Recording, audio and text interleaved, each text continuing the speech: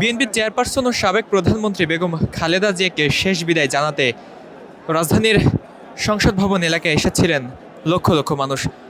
বাংলাদেশের সারা প্রান্ত থেকে জেলা, উপজেলা, এমনকি ছোট ছোট গ্রাম থেকেও মানুষজন ছুটে এসেছিলেন রাজধানীর এই মানিক মে এভিনিউতে। দেখছেন যে বিএনপির চেয়ারপারসন বেগম খালেদা জিয়ার জানাজা সম্পন্ন করার পর লক্ষ লক্ষ মানুষ তাদের গন্তব্যের দিকে ফিরে যাচ্ছেন। আপনারা ইতিমধ্যে জানেন যে গত এক মাসের বেশি সময় ধরে রাজধানীর এভার কেয়ার হাসপাতালে ভর্তিরত অবস্থায় ছিলেন বিএনপির চেয়ারপারসন ও সাবেক প্রধানমন্ত্রী বেগম খালেদা জিয়া, এবং গতকাল সকাল 6টা নাগাদ তিনি মৃত্যুবরণ করেছেন। তার মৃত্যুর খবর শোনার পরপরই সারা বাংলাদেশের বিভিন্ন প্রান্ত এবং জেলা উপজেলা থেকে ছোট মানুষজন ছুটে এসেছিল রাজধানীর এই মানিক মে এভিনিউ এলাকায়, এবং দেখছেন যে তাকে শেষ বিদায় জানানোর পরে মানুষ কিন্তু তার গন্তব্যের দিকে ফিরে যাচ্ছেন। দেখছেন যে লক্ষ লক্ষ মানুষের সমাগম,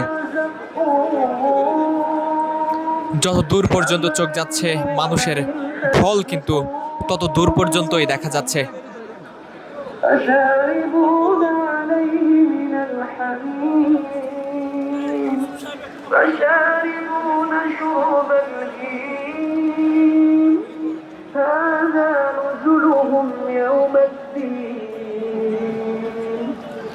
نحن خلقناكم فلولا تصدقون أفرأيتم ما تمنون। দর্শক, বিএনপির চেয়ারপারসন বেগম খালেদা জিয়ার মৃতদেহ কিন্তু নিয়ে আসা হয়েছিল রাজধানীর এই মানিক মে এভিনিউ এলাকায়, এবং এখান থেকে কিন্তু দাফনের জন্য নিয়ে যাওয়া হয়েছে জিয়া উদ্যানে।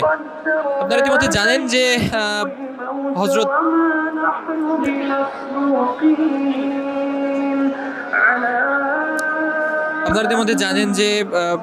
শহীদ রাষ্ট্রপতি জিয়াউর রহমানের কবরের পাশেই সমাহিত করা হবে বিএনপির চেয়ারপারসন বেগম খালেদা জিয়াকে। চিরনিদ্রায় সমাহিত হবেন তিনি সেখানে, এবং সব ধরনের কার্যক্রম কিন্তু ইতিমধ্যেই শেষ হয়েছে। কিছু সময়ের মধ্যেই বিএনপির চেয়ারপারসন বেগম খালেদা জিয়ার দাফন কার্যক্রম কিন্তু সম্পন্ন হবে, এবং দেখছেন যে লাখো লাখো মানুষের সমাগম ঘটেছিল রাজধানীর এই মানিক মে এভিনিউতে। সে দৃশ্যটি কিন্তু আপনাদের দেখানোর চেষ্টা করছি।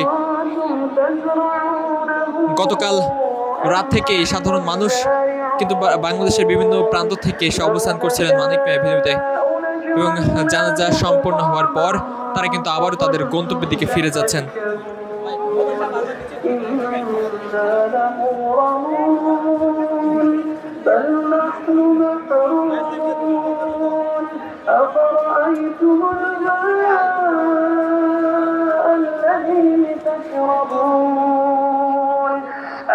লাখো লাখো জনতার ঢল কিন্তু এই মুহূর্তে দেখা যাচ্ছে।